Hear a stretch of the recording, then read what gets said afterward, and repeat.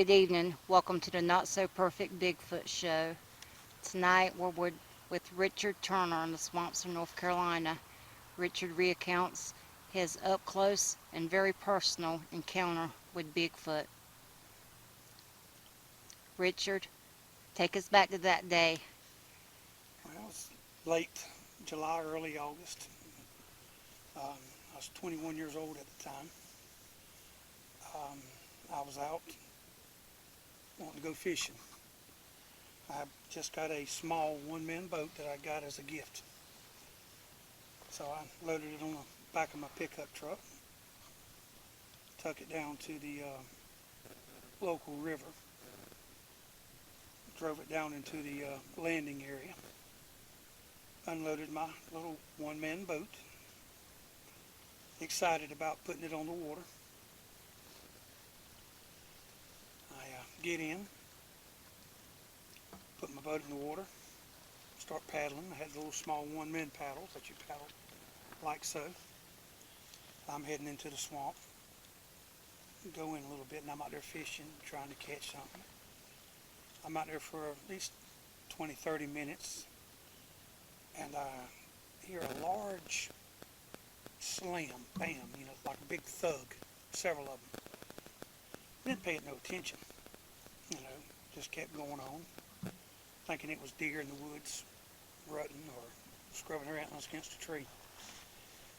I'm in there fishing, and call of nature has calling upon me, so I get out of the boat, take my boat to the shore, to the right-hand side of the stream that I'm on, get out to go relieve myself. As I'm going into the woods to do so, I noticed two great big hogs. They were facing one another but dead. One had its head caved in, probably about the size of a cantaloupe, indention in its head. And the other one was laying on the ground beside it. No blood other than what was around the eyes and forehead of the other hog that had his head bashed in. I figured they were fighting. That's what the rustle was, and they were butting heads and died. So I get back in my boat, start paddling, and I hear a whooping sound. It was three loud whoops on the right-hand side. And a few seconds later, I hear three faint whooping sounds on the left-hand side. I'm still paddling, and I get out there in the center and I start fishing. As I'm fishing, I cast my blind, and at the time, I had great peripheral vision. My left eye was a little bit disoriented. It was way over to the left, so I can look straight ahead, and I can see about where my finger was by looking straight. So I was looking straight ahead. I saw something move in the corner of my eye behind me. I stopped paddling. I looked back to the left, and what I saw was a set of hands that were around the tree like so. And I could see the little parcel of his head peeking out around the tree. Thinking it was a guy, not paying no attention. The fingers were huge. They weren't claws, they were long fingernails, squared off at the end.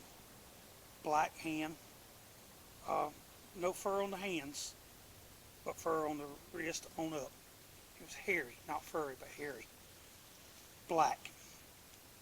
I looked at it, it saw me, and it grunted. Me being the man I am, I picked up my paddle, and I was going to yell and scream at the top of my lungs. I picked a little small paddle up about yay long, and I throw it in the direction of the creature that I saw. And I let out the biggest yell I could yell at the time, and all I could muster out was a and I threw my paddle, and it probably went about 2 feet before it hit the water.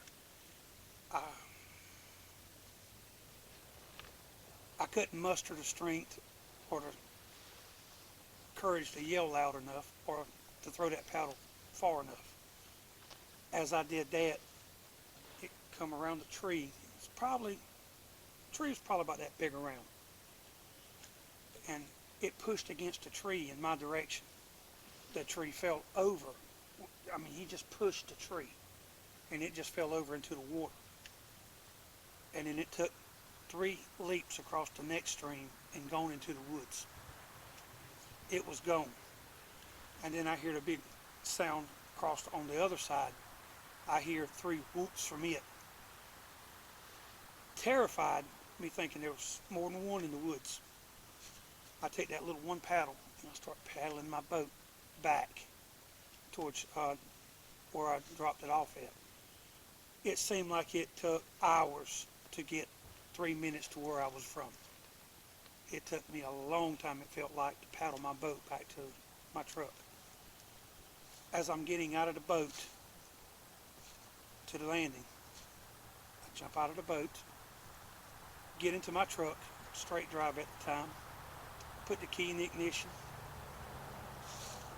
put my left foot on the clutch, and I could not get my truck cranked because my left leg was shaking like a rabbit. I could not stop the shaking. It took me forever, it felt like, to get my truck in gear to get it out of that hole. And where I lived at was probably about 15 miles from the incident that happened. I get all the way home and realized I'd left my boat in the water. The guy that actually bought me the boat for a gift asked me where it was at, and I told him I had sold the boat. I didn't have enough courage to muster up to tell him what I saw. I think it took me another almost 30 years to repeat what I did see. And even to the day I go in that area, I still get the chills. Get a little anxiety when I walk into that area. For almost 30 years, I never went back to that area. If I had to cross that bridge to get to the next town, I would actually go the long way around to get there just to avoid that area.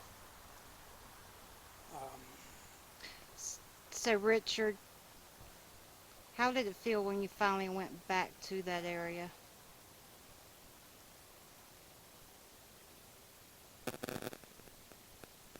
Well, I'm not going to lie. I mean, I get a little antsy now. I guess I get a little scared. I don't think it meant any harm. If it did, as big as it was and as strong as it was, it could have done harm to me then and there.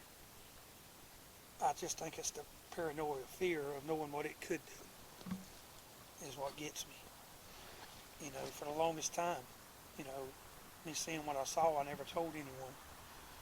Because back then, people would tell me things that they'd seen and heard, and I'd blow it off as they were losing their marbles, they were off in their head, they were drinking too much. Until I saw what I saw for myself. I always had doubts and disbelief. I'd always criticized the unknown, the unseen. But now it's a little different. Not a day that goes by, if I have to cross that area, I don't think twice about what I saw. I still get anxiety when I go in that area. But the creature that I saw that night, it was black. At least 7 foot, 7'4" in that height frame. Broad shoulders, narrow waist, muscled up. You can see the muscle tone in its body, even in his arms and forearms. Like I said, it wasn't furry, it was hairy. It had black eyes, like a man, had the nostrils of a man. It did not look like a gorilla. It had a nose. His fingers were long. The fingers that I seen were probably about yay long. Squared fingernails, no claws. And the hair started coming up from his knuckles on up to his arm and chest. You could see the ab muscles in the creature I saw. Chest muscles, leg muscles. And within 3 steps, it cleared at least a 24-foot crevice of water. It jumped it. It cleared. It took 3 steps and then it was gone. After that, I have not seen it since, but I have been back with a friend to check the area out, and we have found footprints that she did cast. And did a mold on. The print you found that day was pretty, had a good depth in the mud. It was pretty deep. Did Yeah. you try to recreate that? Well, I was at the time when I went back and set the cast, I was well over 300 pounds, heavy, thick fella. And the ground was still wet, and I could not do the indention that was in the mud with my body weight behind it. It was at least, I'd say, 8 inches wide at the top, 6 inches wide at the bottom. A good footprint. Uh, at least, I'd say at least anywhere between 14 to 16 inches long. So it was a wide footprint and a long one.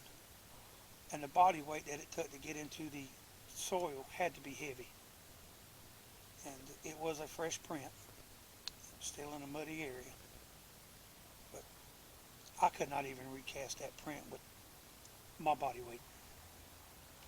So you're in the area now where you've had quite a few experiences. Sounds, knocks. I've even had tree limbs fly by, sitting out here at night just wanting to hear. And of course I would, I'd make sounds to edge it on.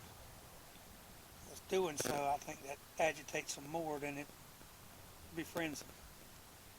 I was sitting out here in my vehicle, and I had a friend of mine with me. And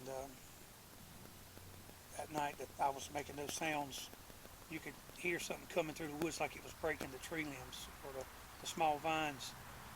And within seconds, at least a 4 foot, 5 foot limb come out of the woods over the car.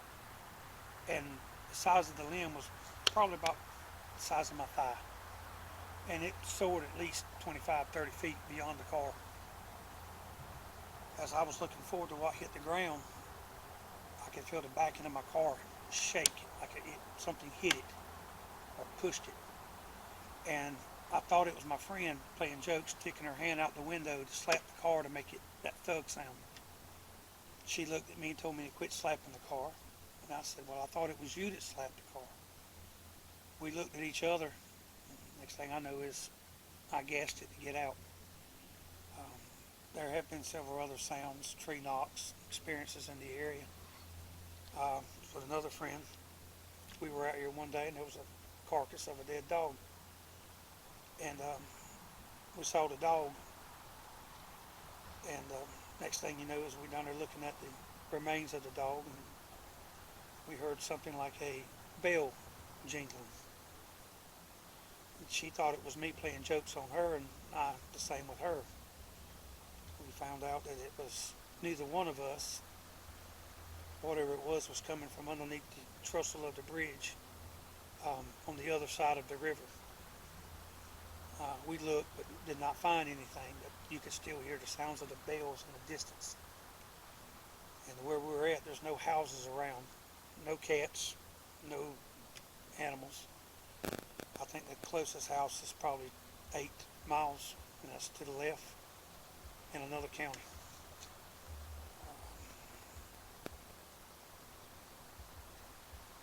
We have come out at night and heard tree knocks like someone was beating the trees with baseball bats.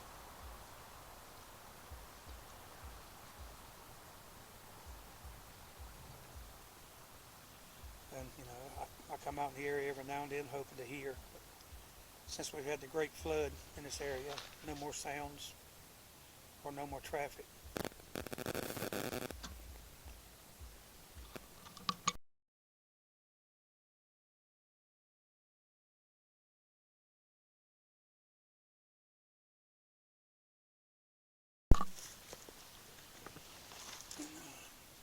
Years prior to my first experience, I was staying with a elderly fella, to help him out. And he was always telling me stories about what he saw in the woods behind his house. He'd always say he'd look out the window, he'd see a big man-sized ape in the yard. And, back then it was in the late 70s, early 80s. He'd always tell me what he saw. And I'm thinking, man's losing his marbles, his had too much alcohol to drink or whatever. But the thing he would describe would be a man like 8 in the backwoods out behind the clearing in his house, at his house. Um, he didn't know what to call it. He'd always tell us, he looked out the window that night and he'd see the Jabberwocky, is what he would call it. You know, there was no such thing to him as Bigfoot or Sasquatch or anything like that. He didn't know what else to call it but a Jabberwocky. He said he'd hear howls, screeches. He said it sounded like babies crying in the woods back there at night. He'd hear trees knocking. You know, sometimes he'd look out that back window and he'd check on his livestock that he had out there in the back. And that's when he'd see this creature that he called the Jabberwocky. He'd come out, he'd fire his gun off in the air. You'd hear it howl and then clear off into the woods. No one else saw it but him. Bless his soul. May he rest in peace. But we all thought he was crazy off the alcohol that he was drinking. Moonshine, man, homemade. Didn't think nothing of it. Well, back when we were growing up, they had the little shacks on the river, and they would play poker and drink moonshine, and where we grew up at, you could eat blackberries right off the riverbank. So there was plenty of food there. Oh yeah, food. You had fish, livestock grew, farms were around back then, you know. Everybody had their own gardens in the backyard. Out towards the wood line, they'd have that. They had hen houses. So it was food was plentiful. You know, it was up close, you know, to the wood line. Easy food access for them to get a hold of. So it wasn't like they had to go too far to replenish their food supplies. And, you know, chickens back then, people had hen houses, yard range chickens. You know, had hogs, pigs, baby pigs. Didn't think nothing of it because if one got missing, you'd think it was a coyote that come and got it. It's very simple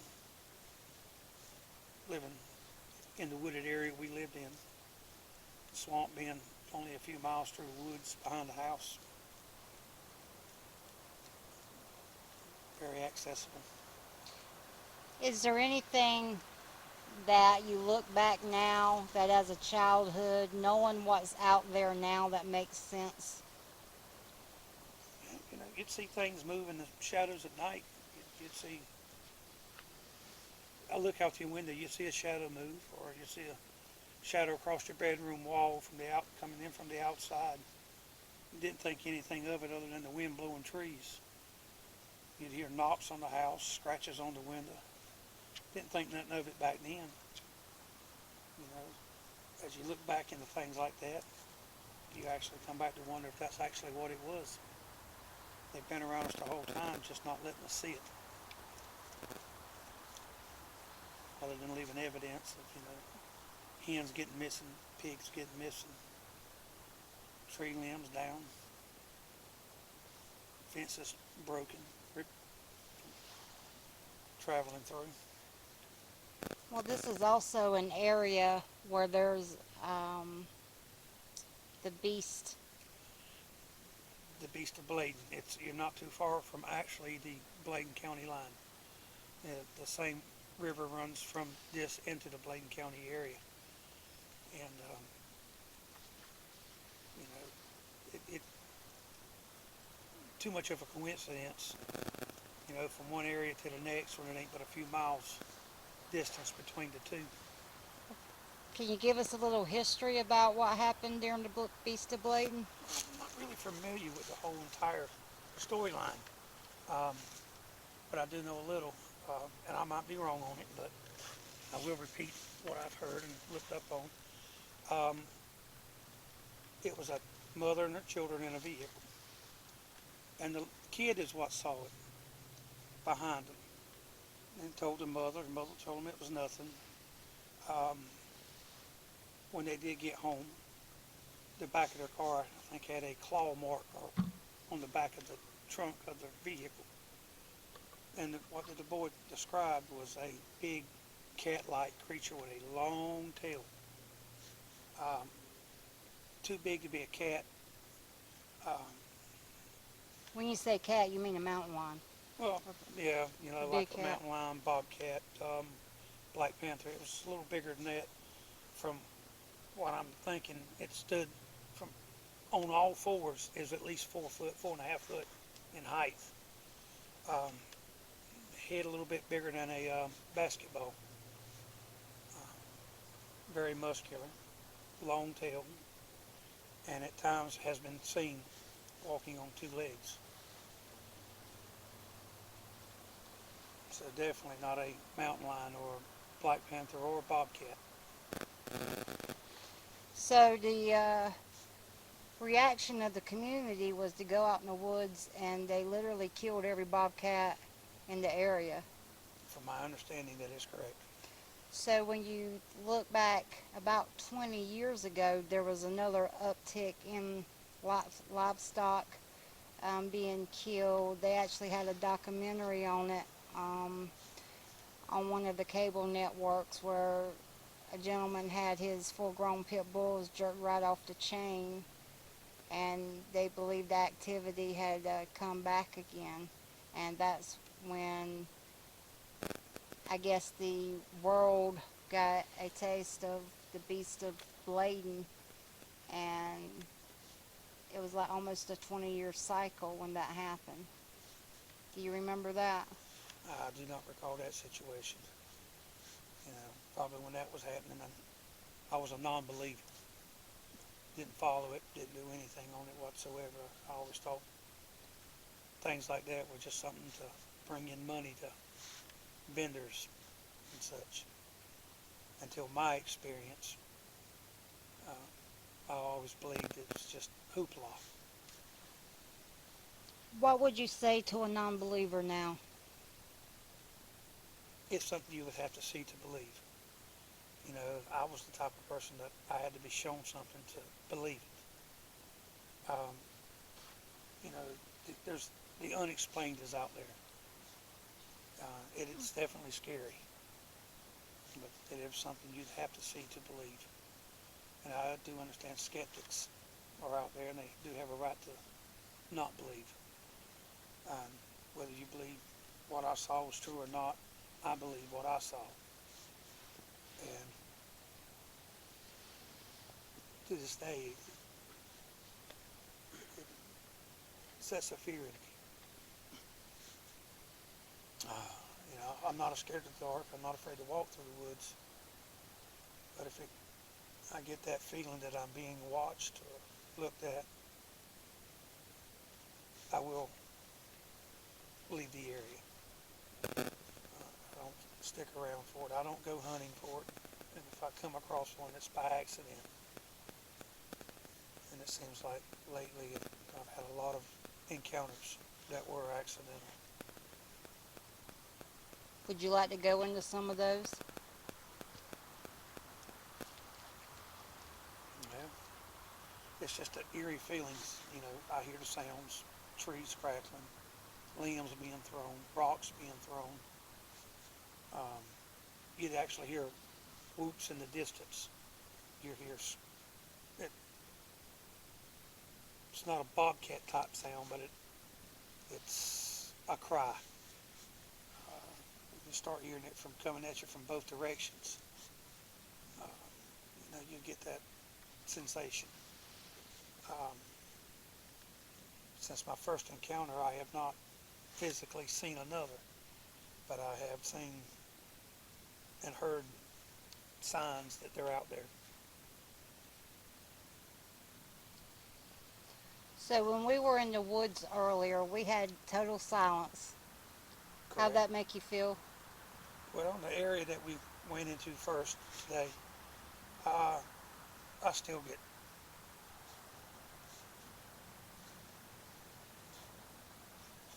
I still get a little, I don't know, it's tightened up, stressful, anxiety kicking in. I don't want to be in that area alone. Like I said, I don't believe it was there to hurt me, but I don't want to push the issue.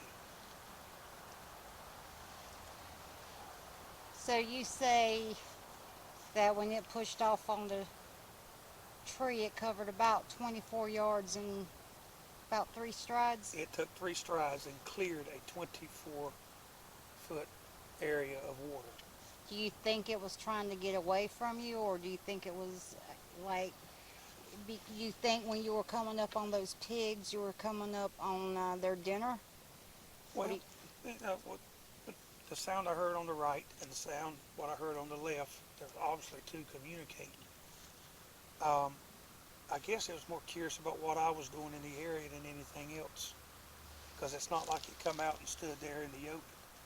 It was hiding behind shrubbery, bush.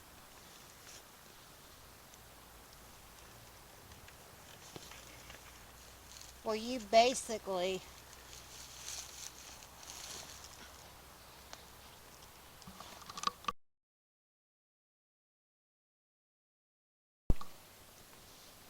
so Richard, what sticks out in my mind is when you went up to the bank and you saw the 2 dead hogs, you urinated in that area where they're. Right there on the water bank. Do you think that is why the tree was pushed over on you? No, I think it's more pushed over on me because it was more scared that I seen it than anything else. It didn't push the tree on me. It's like it pushed off on the tree to get a push start to get away. It wasn't like he shoved the tree. It's like the strength that he had was easily to, just to push off, and the tree just went over in the direction. I was at least, I'd say, half a football field length from where the tree fell into the water. I was in the middle of the river between the sides of 2 bankments, and where the tree fell, it fell from behind me in a parallel position. Like I said, I don't believe it was trying to push the tree off on me or hit me with anything. I just think it was a push off on the tree to get away, because once I saw it and I threw my boat paddle in the direction of it, I just think it was startled that I seen it. Like I said, I saw it from the peripheral vision of my eye, and I don't think it was intended for me to look back at it. Now, where I saw the hogs at, I did not see the other creature or any signs of anything other than 2 dead hogs. But there were communication between the 2 areas.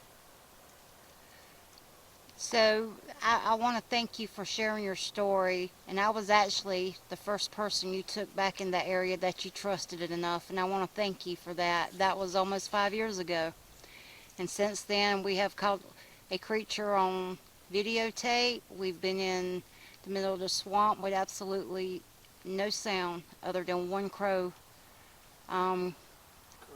in the distance. So my question to you is, at the end of all of my interviews or chats, I let the person pay tribute to one person. Is there someone you like to pay tribute to? Well, Vicki, I mean, I'm going to be honest with you. If it would be you. You're the one that opened me up to this, got me to open up to you about all this. That actually released a little bit of fear that I had inside. I always thought that I was going to go crazy not telling somebody, but I didn't want to tell just anyone for them thinking that I was off my rockers or I've been drinking too much moonshine. It's something you've got to see to believe. Even to this day, when I first saw it for almost 20-some years, I found it hard to believe, almost 30-some years, excuse me, that it was hard to believe that's what I saw. I stayed out of the area, stayed out of wooded areas because of fear of what I have seen. I thank you for that.